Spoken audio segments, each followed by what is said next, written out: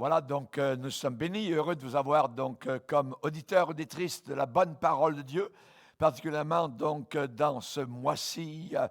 J'ai le grand privilège et la joie de vous annoncer que nous fêtons, mon épouse et moi-même, notre 45e anniversaire de mariage. Voilà, donc c'est quelque chose de formidable et nous bénissons évidemment le Seigneur pour toutes ces années passées ensemble, donc dans les liens du mariage. L'idée de Dieu est bonne. Il n'est pas bon que l'homme soit seul. Je lui ferai une aide semblable à lui. Et je bénis le Seigneur évidemment pour ma chère épouse qui a été une collègue qui m'a épaulé au travers de toutes ces années dans le ministère, dans la vie familiale, dans la vie même de nos enfants. Merci Seigneur pour donc les bontés de Dieu. Et j'aimerais aujourd'hui particulièrement donc vous parler sur la distance. Vous savez que la distanciation sociale est un mot, évidemment, qui est monté à la surface comme la crème du lait durant ces cette période. Et j'aimerais particulièrement vous parler de la distance, mais sous une autre forme, dans le sens que la distance n'existe pas dans la prière.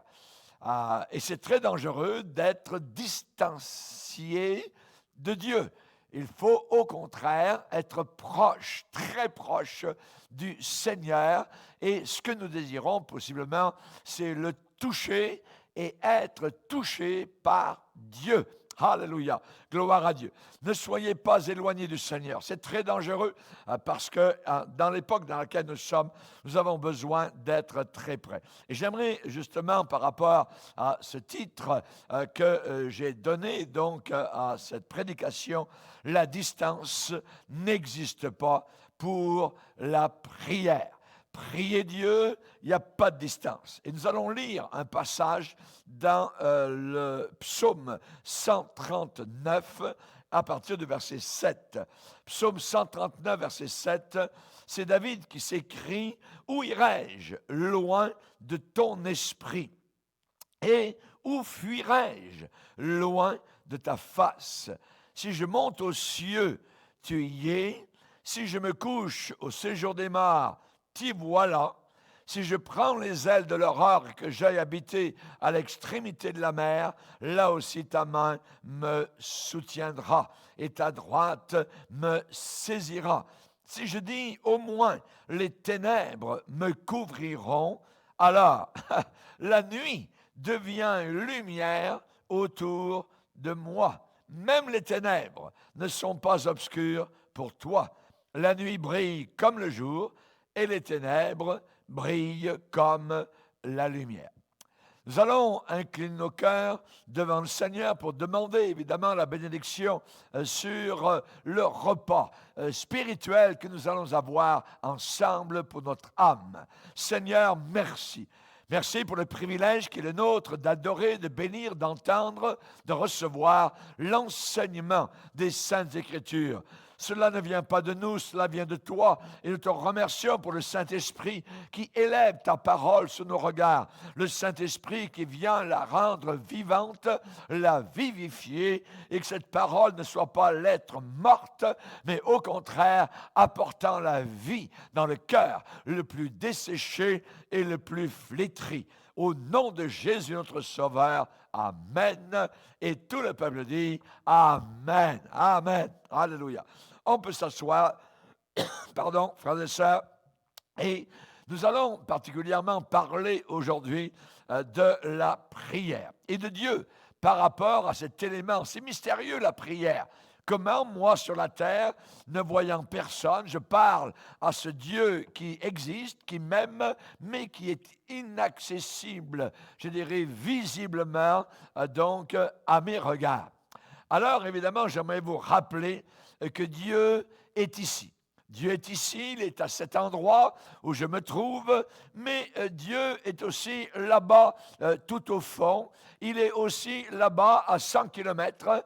Il est aussi là-bas au-delà des mers. Et il est aussi de l'autre côté de la surface du globe terrestre. Dieu est partout. Il est ici et il est là, il est là-bas, il est au loin, il est en haut, hein, il est en bas, il est absolument partout. C'est ce qu'on appelle l'omniprésence de Dieu. Où irai-je loin de ton esprit? David pose la question. Et je me rappelle fort bien avoir entendu l'Évangile pour la première fois de ma vie à Oslo, en Norvège, en 1965. Et je remercierai toute ma vie, évidemment, pour ces deux jeunes hommes qui sont venus me parler, qui ont pris un soin attentif pour mon âme. Cela se passait donc durant l'été 65 à Oslo, en Norvège, sur la Karl Johans gate, donc une rue principale de la capitale norvégienne. Le pays de Norvège, pour vous rappeler, se trouve au nord de la Terre. Et ce n'est que 3 ans plus tard, au sud de la Terre, en dessous de la Terre, dans le milieu des îles du Pacifique Sud, que j'ai abandonné ma vie à Jésus. Où irai-je? Pendant ces 3 ans, où pouvais-je aller? Et j'ai navigué autour de la Terre pendant toutes ces années-là, pendant ces 3 ans, donc entre 65 et 68. Et pourtant, évidemment, donc je ne pouvais pas m'échapper de la présence de Dieu. David a dit, où irai-je? Où vais-je aller? Loin de ton Saint-Esprit. Et où fuirai-je? Loin de ta face. Je monte aux cieux, t'y voilà, hein? Je me couche au séjour des morts, tu es présent.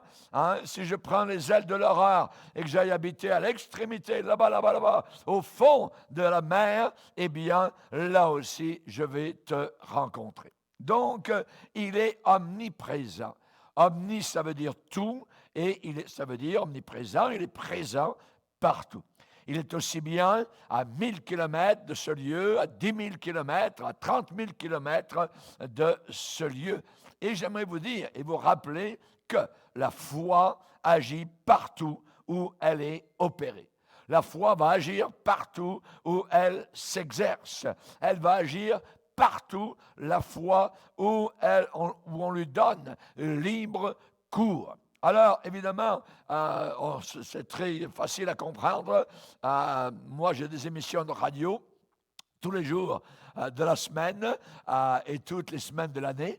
Et je bénis le Seigneur, donc, parce que la parole qui est annoncée s'en va, je ne sais où, mais quelqu'un va capter, donc, le poste et va recevoir la parole de Dieu. Et la personne, et nous avons eu des cas de personnes sauvées, vraiment, par ces émissions de radio, donc, qui sont diffusées, donc, un peu partout. Et on peut avoir des gens guéris, même dans leur corps, en écoutant la prière qui sort d'un petit poste de radio ou par Internet, parce que cela va partout, parce que Dieu est absolument partout. Et on peut recevoir le baptême dans le Saint-Esprit aussi au travers, donc, je dirais, de la parole qui à partir d'un lieu localisé sur Terre, s'en va vers d'autres lieux autour de la Terre. Et je m'en rappelle fort bien, donc, d'une personne par téléphone, priant avec elle. Je priais pour qu'elle reçoive le baptême dans son esprit, et je n'ai pas vu la personne, donc je ne connais même pas son visage, mais la personne avait très soif de recevoir le baptême dans son esprit. La personne l'a reçu. Donc, il n'y a pas de distance, je dirais, de distanciation sociale par rapport à la prière. Merci Seigneur, merci Seigneur. Et cela, évidemment, est un plus vis-à-vis de la foi chrétienne. La foi agit partout où elle est en opération, où elle s'exerce. Et si on lui donne libre cours, alors elle va porter des fruits. Dieu travaille et ainsi il accomplit auprès comme au loin des œuvres de délivrance. Alléluia. Gloire au Seigneur. La Bible, vous savez, ce livre que nous avons entre les mains, la Sainte Bible, eh bien, ce livre, composé de 66 livres, eh bien, a été écrit il y a des milliers d'années. des milliers d'années. Et elle a été écrite en divers lieux, des lieux variés, et aussi à diverses époques, voyez, de l'histoire. Savez-vous sur l'espace de temps que le premier livre de la Bible, la Genèse, a été écrit et le dernier, l'Apocalypse, eh bien, c'est une période de 1600 ans. Donc, sur une période de 1600 ans, le canon des Écritures a été donc donné. Et on sait que la Bible a été écrite en divers lieux, à diverses époques de l'histoire et par des hommes totalement différents. Une quarantaine d'hommes qui ont écrit la parole de Dieu. La Bible, c'est le livre de la vie, c'est la parole de Dieu. Et aujourd'hui, nous sommes très loin des lieux, je dirais, de la localisation où la Bible a été écrite et même des temps et des époques où elle a été écrite. Et nous savons que tous les hommes, la quarantaine d'hommes qui ont participé à la rédaction des Saintes Écritures, eh bien, ces hommes-là ont été tous poussés par le même Saint-Esprit. En réalité, l'auteur véritable de la Bible, c'est le Saint-Esprit. Parce qu'ils ont tous été animés du même esprit. Ils ne se sont jamais contredits l'un l'autre, même s'ils ne se connaissaient pas. Ça a été quelque chose de miraculeux, donc, d'avoir entre nos mains aujourd'hui la Sainte Bible. N'oubliez pas que la Bible, c'est le livre le plus lu et le plus imprimé dans le monde entier. Et depuis le coronavirus, eh bien, la Bible a pris une expansion formidable. Des milliers de personnes ont demandé à avoir une Bible, parce que la Bible parle particulièrement de la fin des temps. Et donc, les gens, avec le coronavirus, ont été alertés, se sont posé des questions. Qu'est-ce qui se passe?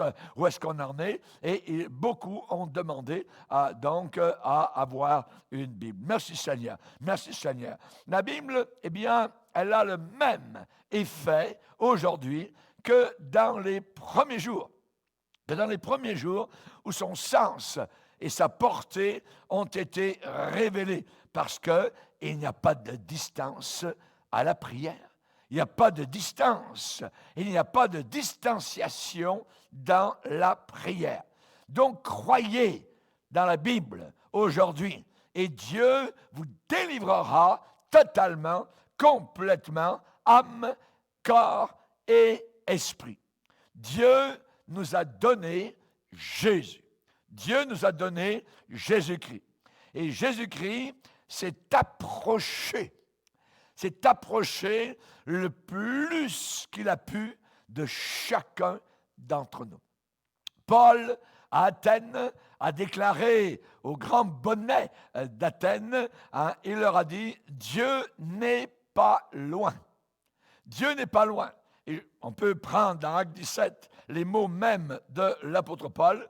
Il dit, eh bien, le Seigneur a fait que tous les hommes, sortis d'un seul sang, habitent sur toute la surface de la terre, ayant déterminé la durée des temps et les bornes de leur demeure. Il a voulu, qu'est-ce qu'il a voulu, le Seigneur? Il a voulu qu'il cherche Dieu et qu'il s'efforce de le trouver en tâtonnant ici et là, bien que, écoutez bien qu'il ne soit pas loin de chacun de nous. Dieu n'est pas distancé de chacun de nous. Il n'est pas loin. Évidemment, cela veut dire qu'il est proche. Il est proche. Il est proche de moi. Il est proche de toi qui habites là-bas, en Suisse, en France, en Roumanie, en Russie, au Malawi. Dieu n'est pas loin. Dieu n'est pas loin de chacun de nous parce qu'il est omniprésent. Et la prière n'a pas de distance. La prière n'a pas de distance. Jésus s'est approché de nous le plus qu'il a pu. Il a pris un corps comme nous en avons un. Alléluia. Dieu nous aime. C'est lui qui nous a créés et il veut être proche de chacun de nous. Dans Philippiens 4, il est dit, le Seigneur est proche. Le Seigneur est proche. C'est formidable, cette pensée. Juste, le Seigneur est proche. 3 mots, mais 3 mots puissants. Le Seigneur, le roi de gloire, le Dieu des merveilles, le Créateur, qui n'a eu ni commencement, qui n'aura aucune fin. Le Seigneur est. Et ça veut dire un temps présent. Pas uniquement était ou sera, il est. Il a déclaré à Moïse, je suis celui qui suis. Le Seigneur est. Il est quoi? Il est proche. Il est proche. Il n'est pas loin.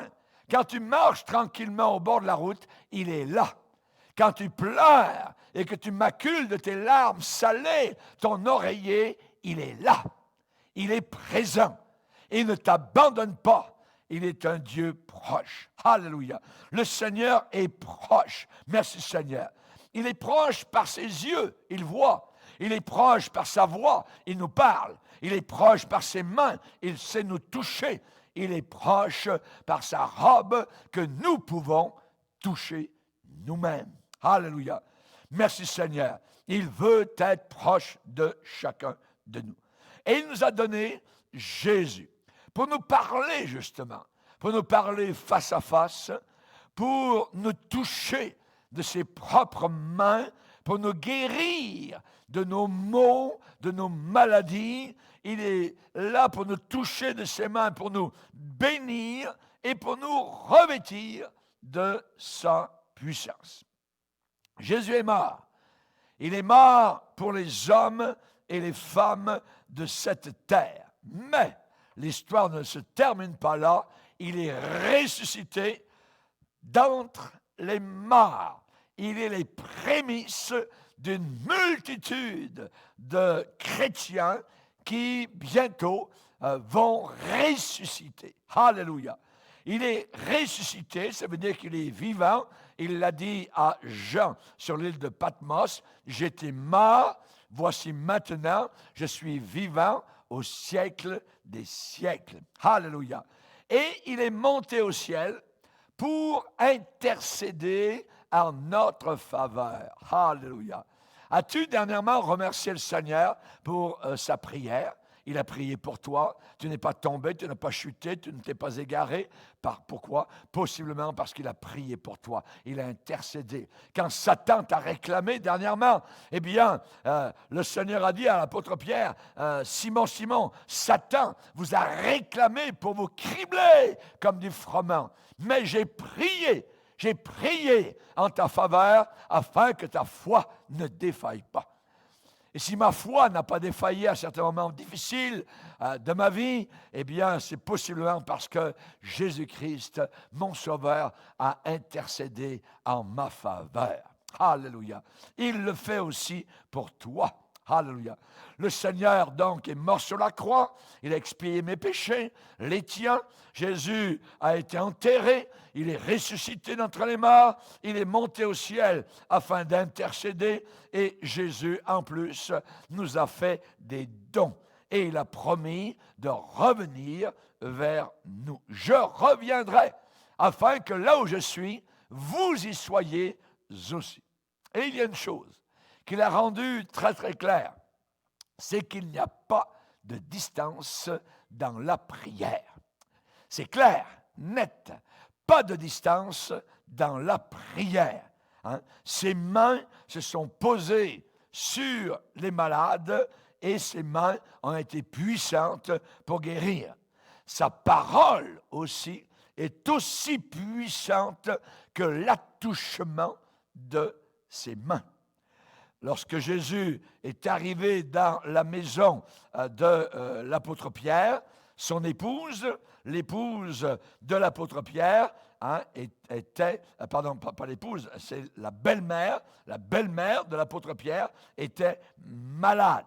Donc, pour avoir une belle-mère, c'est certain que l'apôtre Pierre avait une épouse. Mais dans ce cas-ci, la belle-mère était malade. Et il est dit dans Matthieu 8, 14, « Jésus se rendit ensuite à la maison de Pierre, dont il vit la belle-mère couchée ayant la fièvre. Et qu'est-ce que Jésus a fait? Donc il a vu le problème. Il toucha sa main. Il a touché la main de cette femme fiévreuse, malade, et la fièvre la quitta. Ça ne dit pas, et la fièvre continua. Et la fièvre la quitta. Puis elle se leva et le servit. Ça veut dire qu'elle a été totalement guérie. Aujourd'hui, on vous dit que vous êtes en bonne santé, mais vous pouvez être malade. Vous pouvez être en très bonne santé, mais vous portez le virus en vous, ainsi de suite. Tout ça. Vous êtes malade, mais pas malade. Un méli-mélo inimaginable. Dans la Bible, les gens ou bien étaient en bonne santé, ou bien étaient malades, et Jésus pouvait les guérir, totalement, complètement. Voyez? Et dans la parole de Dieu, nous avons donc l'attouchement de la main du Seigneur. Jésus a touché la belle-mère donc de Pierre. Jésus aussi, vis-à-vis d'un lépreux qui s'est présenté, il n'y avait pas de distanciation avec le lépreux.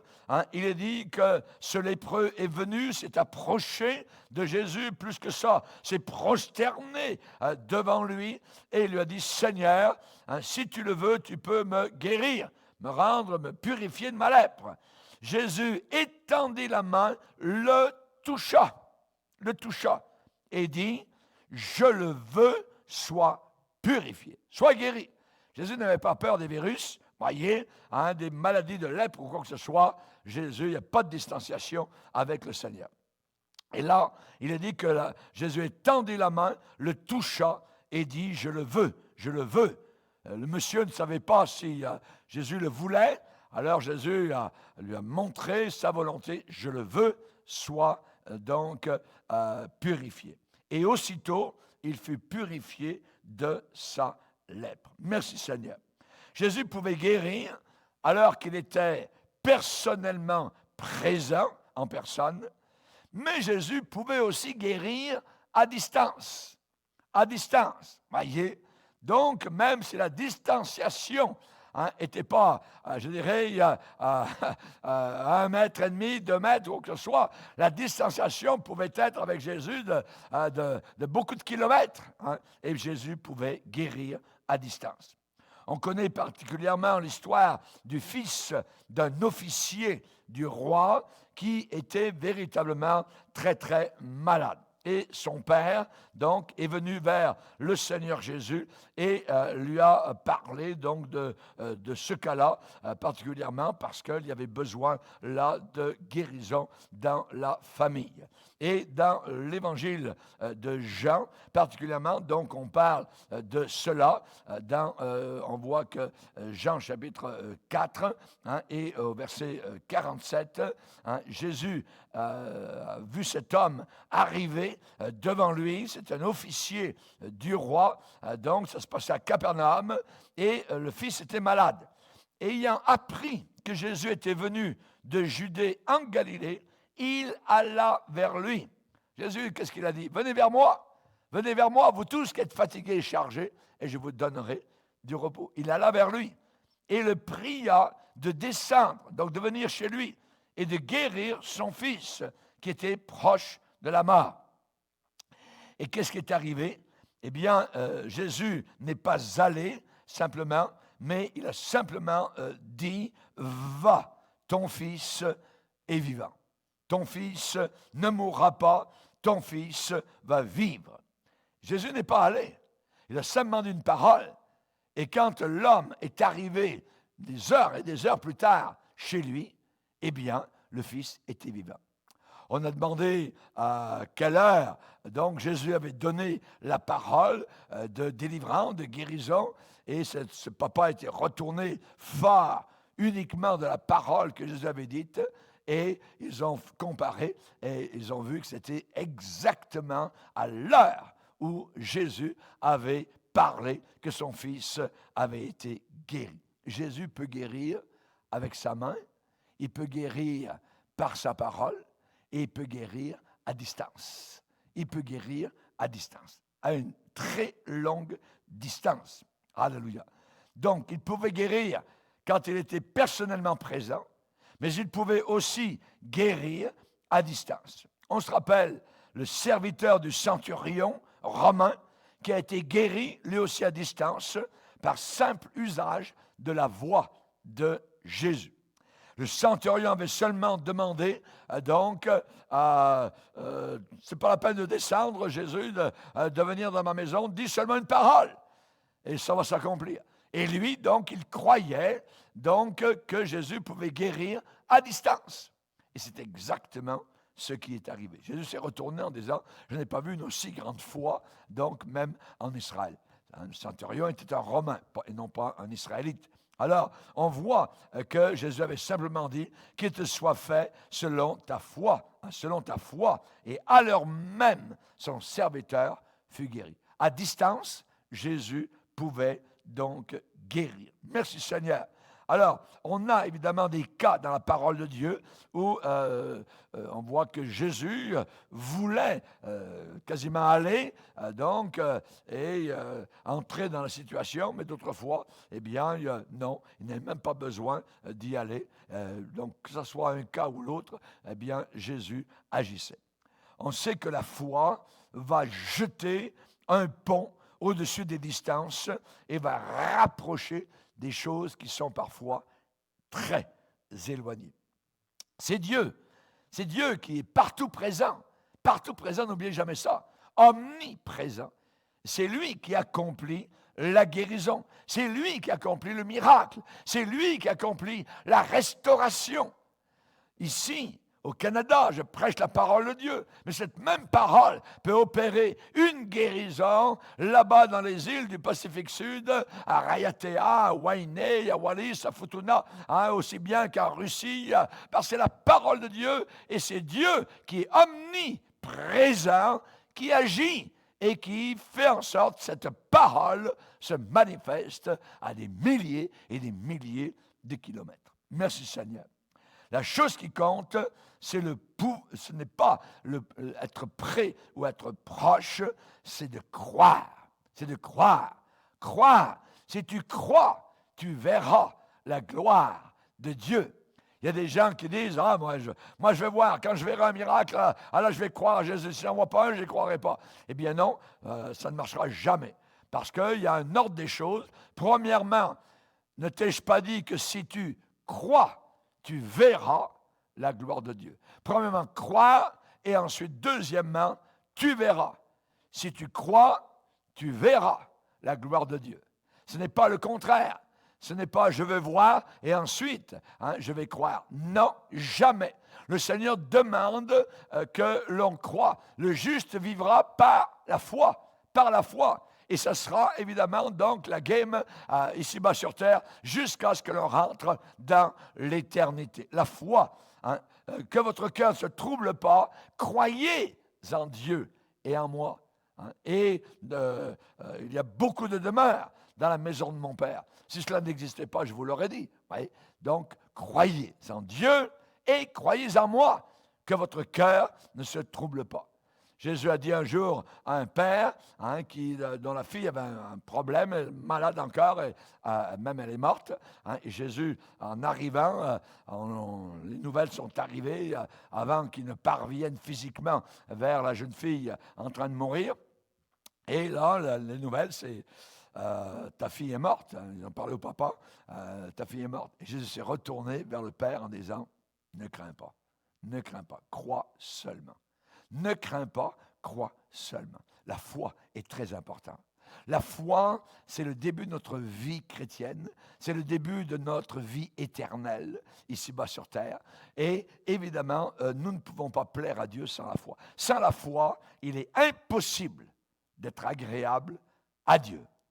C'est la foi qui permet que nous soyons agréables au Seigneur, qui rend le cœur de Dieu joyeux en voyant que nous croyons dans ses promesses et dans sa parole. Vous vous rappelez l'histoire de Lazare? Lazare qui a été véritablement ressuscité d'entre les morts.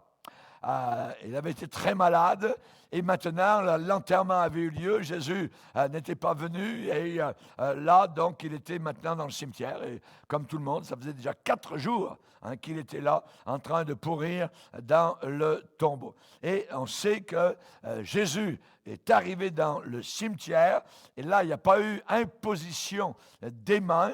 On sait que Lazare était un cadavre maintenant, il gisait au fond d'une tombe.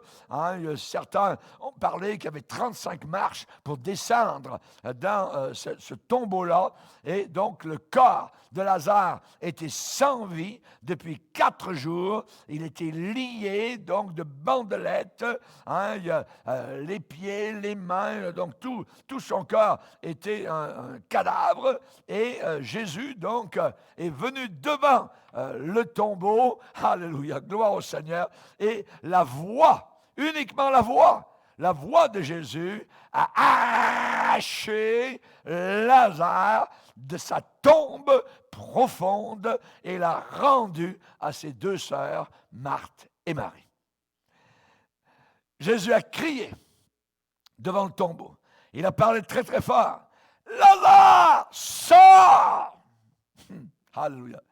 Et soudain les yeux des gens, j'aurais aimé être là cette journée-là et vivre ces moments inimaginables. N'oublions pas que Jésus est Dieu, le Fils, alléluia, et lui seul est capable d'entrer dans des situations mortes, alléluia, de dire le nom de la personne et de la faire sortir, de l'arracher à la mort. Lazare, sort! Alléluia.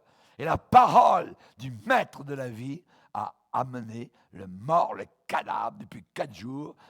Même s'il y avait eu 40 jours ou 4000 jours, ça n'a absolument aucune importance. Il y a des gens, ça fait des milliers d'années qui sont morts et enterrés. Et à la résurrection, ils vont tous ressortir des tombeaux. Pourquoi? À la voix du Fils de Dieu.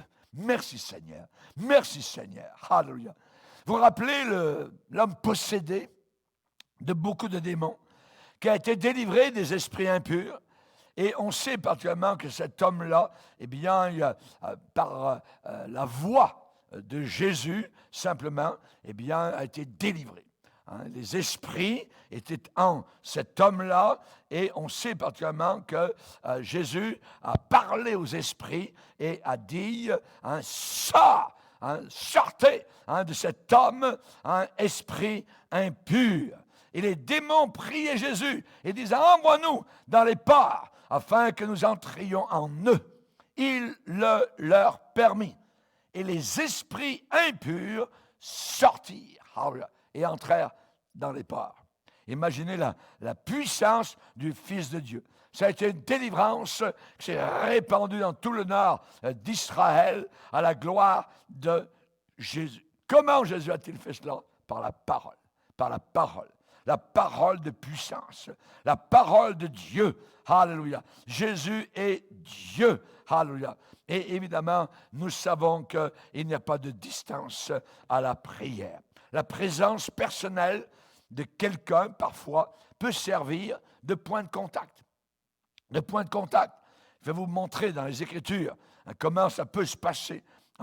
La présence de quelqu'un rempli du Saint-Esprit, un serviteur de Dieu, eh bien, cette présence humaine a autant d'efficacité que la parole exprimée. Et c'est aussi puissant même que l'imposition des mains. Donc, il peut y avoir la présence d'un homme de Dieu, il peut y avoir la parole d'un homme de Dieu, il peut y avoir l'imposition des mains de la part d'un homme de Dieu. Et nous voyons particulièrement, Paul a fait cela au travers de son ministère. Un jour, il est arrivé dans la grande ville d'Éphèse et il est dit dans Acte 19 que Dieu faisait des miracles extraordinaire. Imaginez, déjà, ainsi, ça avait été, et Dieu faisait des miracles. Déjà, des miracles, c'est quelque chose de merveilleux. Mais là, ça dit, c'est encore un plus, encore plus haut. Il a dit, Dieu faisait des miracles extraordinaires. Comme si, on pourrait dire, il y avait des miracles ordinaires, de guérison, de délivrance. Mais là, des miracles extraordinaires par les mains de l'apôtre Paul. au point qu'on appliquait sur les malades des linges ou des mouchoirs, et qui avaient touché le corps de l'homme de Dieu. Et il est dit que les maladies les quittaient, et les esprits malins sortaient. Alléluia. Imaginez la puissance de Dieu. Voyez? Donc Paul imposait les mains parfois à beaucoup de personnes pour la guérison.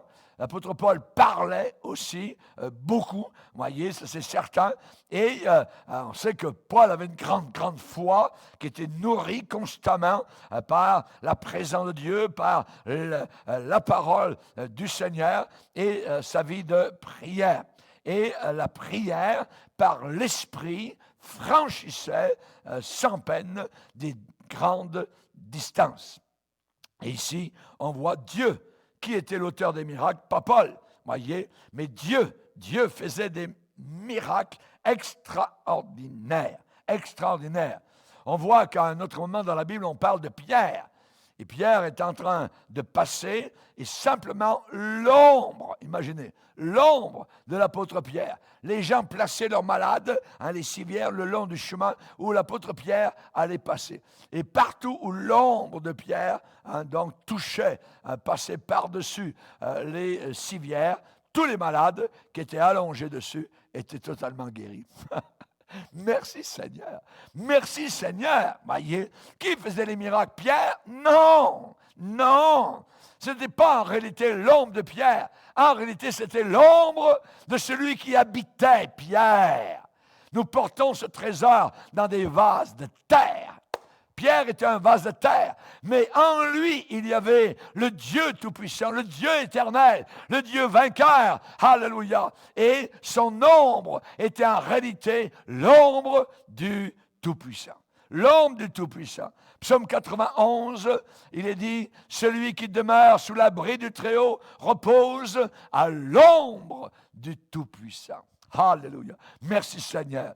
Puisqu'il m'aime, je le délivrerai. Je le protégerai, puisqu'il connaît mon nom. Il m'invoquera et je lui répondrai. Je serai avec lui, avec elle, dans la détresse. Je le délivrerai, je le glorifierai, je le rassasierai de longs jours et je lui ferai voir ma délivrance, mon salut. Alléluia. À l'ombre du Tout-Puissant. Il n'y a pas de distance à la prière. Il n'y a pas de distance à la prière. Toute la planète Terre est simplement un petit point aux yeux de Dieu. Et chers amis, j'aimerais vous dire que notre Dieu est tout-puissant. Le symbole de la présence personnelle de cet apôtre, faisait qu'il y avait des miracles notables. Des miracles extraordinaires, des guérisons de malades par dizaines, par centaines, et des délivrances de démons. Mais attention, par rapport à ce que je viens de lire, où il est dit que Dieu faisait des miracles extraordinaires, au point qu'on appliquait sur les malades des linges ou des mouchoirs qui avaient touché le corps de l'apôtre, les malades donc étaient guéris. Mais nous ne pouvons pas faire de cela, je dirais, une règle générale, de prendre des mouchoirs, de prendre ceci, les faire toucher par le pasteur, les apporter vers les malades. Non, c'est arrivé dans ce cas-là. Dieu a agi comme cela, à cette occasion-là, dans ce moment-là, dans cette période-là, et on laisse cela au Seigneur. Alors que l'imposition des mains, par exemple, c'est pour tous les siècles. Jésus a dit, ils imposeront les mains malades. Les malades seront guéris. Donc, nous voyons qu'il y a des choses qui sont, je dirais, locales, des moments particuliers, donc de réveil puissant, spirituel, où Dieu a agi de façon extraordinaire, mais on ne peut pas en faire une règle, une méthode systématique, pour chaque occasion. Non. Donc, ces choses ont un caractère tout à fait exceptionnel. Mais j'aimerais vous rappeler une chose, c'est que nous avons dans l'Église de Dieu des symboles matériels qui ont une très grande valeur. Nous avons le pain et le vin, rappelons-nous, qui représentent le corps et le sang de Jésus. C'est un mémorial de la mort de notre Sauveur à la croix du Calvaire. Et la foi, lorsque nous prenons les éléments de la Sainte Seine, la foi nous transporte directement en présence de quoi? Et de qui? En présence du corps brisé de Jésus-Christ et en présence du sang versé de Jésus. Et on a vu durant des saintes scènes à l'Église, dans les assemblées, dans ces moments, on a vu des guérisons s'opérer dans des personnes qui sont venues en disant « Seigneur, Seigneur, je te prie, lorsque je vais prendre ce matin la Sainte Seine, je te prie de me guérir par tes meurtrissures, tu vas me guérir. » Et des personnes ont été guéries véritablement. Oh oui, ah oui, c'est un autre moyen que l'on peut utiliser. Et on sait que nous ne devons jamais oublier que les emblèmes du pain et du vin, c'est comme si Jésus était là, proche, très proche de chacun de nous. Ésaïe le prophète a dit, c'est par ses meurtrissures que nous avons été guéris. Ça ne dit pas que nous serons guéris. Non, que nous avons été, c'est fait. C'est fait. Ça a été fait à la croix du Calvaire. Ça a été fait quand Jésus a donné son sang complètement à Golgotha. Dans ces meurtrissures, là se trouve la délivrance et la guérison. Attention aux déviations qui peuvent se produire, qui sont possibles. C'est tellement facile. Si on prend ces éléments un peu comme des fétiches ou de fétichisme, vous voyez, non. Dans l'Église de Dieu, nous n'avons aucune magie, nous n'avons pas de reliques, vous voyez, catholiques. Non, nous prenons le pain et le vin avec foi en nous souvenant de ce que Jésus a fait pour nous à la croix du Calvaire, pour nous laver, nous purifier de tous nos péchés. Et on peut être guéri dans nos cœurs dans ces moments de Sainte Seine. Alors j'aimerais évidemment terminer en vous parlant des raisons bibliques, évidemment, bibliques pour lesquelles il n'y a pas de distance à la prière. Pourquoi il n'y a pas de distance dans la prière? Pourquoi la foi est-elle si importante dans la prière? Eh bien, nous avons différentes raisons. Premièrement, nous savons que la foi reconnaît le pouvoir et l'autorité de Jésus en tout lieu et partout. Et partout. On a parlé tout à l'heure de la foi du centenier romain pour son serviteur. Jésus l'a dit, tout pouvoir m'a été donné dans le ciel et sur la terre. Qui a tout pouvoir ici-bas sur la terre? Ce n'est pas le diable, c'est Jésus-Christ, le créateur du monde. Alléluia. Aussi, pourquoi il n'y a pas de distance dans la prière? Eh bien, c'est que la foi exerce une maîtrise complète sur tous nos maux et sur tous nos tourments. Va, a dit Jésus, qu'il te soit fait selon ta foi.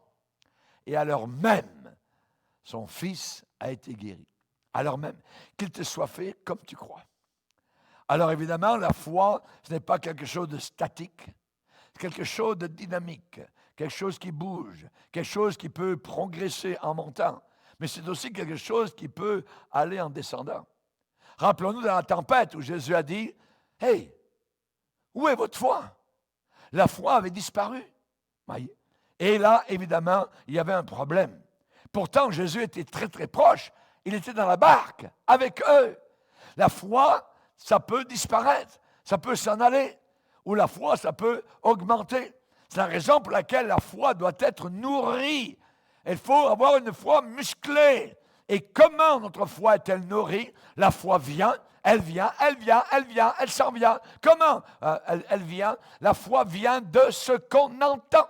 Et ce qu'on entend vient de la parole de Christ. Plus j'entends la parole de Dieu, plus je me plonge dans les Saintes Écritures, plus ma foi va être vivante. Et ça ne sera pas une foi morte. Chers amis, tout est possible à celui qui croit. Alléluia. Rappelons-nous la femme qui avait une perte de sang depuis des années. Elle s'est dit dans sa maison, en partant ce matin-là, si seulement je peux toucher le bord de son vêtement, je serai guéri. elle l'a été. Elle l'a été. Elle a réussi à passer, à jouer des coudes au travers de la foule. Elle est arrivée juste là, devant le bord du vêtement de Jésus, et accroupie là au milieu de la foule. Elle a touché le bord du vêtement de Jésus. Tchoc! C'est comme si elle venait de toucher une centrale électrique à des millions de volts. Elle a senti dans son corps la puissance divine, la vertu de Christ entrer en elle et chasser totalement le mal qu'elle avait dans son corps. Elle a été guérie. Ta foi t'a guéri, a dit plus tard Jésus. Alléluia. Donc, il s'établit une intimité toute spéciale entre Dieu et celui qui croit en lui. Alléluia. Il s'établit une sorte d'intimité très intime, sans égal, pour les vrais chrétiens.